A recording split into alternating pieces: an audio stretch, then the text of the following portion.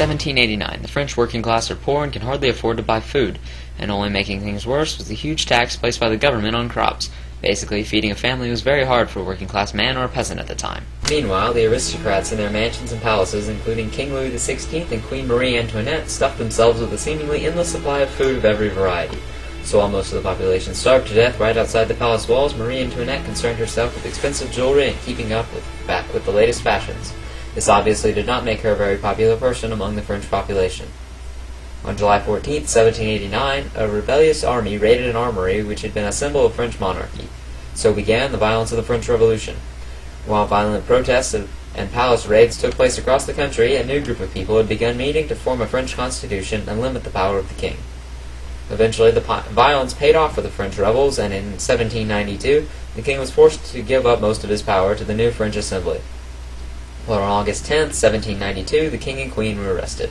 And on January 21, 1793, King Louis XVI was executed for conspiring against public liberty.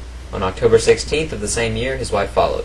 Now, even with the king and queen dead, Maximilien Robespierre, a lawyer and writer who had helped fuel the revolution, didn't want to take any chances, so he started something known as the Reign of Terror. During this time, Robespierre went around arresting anyone he thought might have had a problem with the French democracy.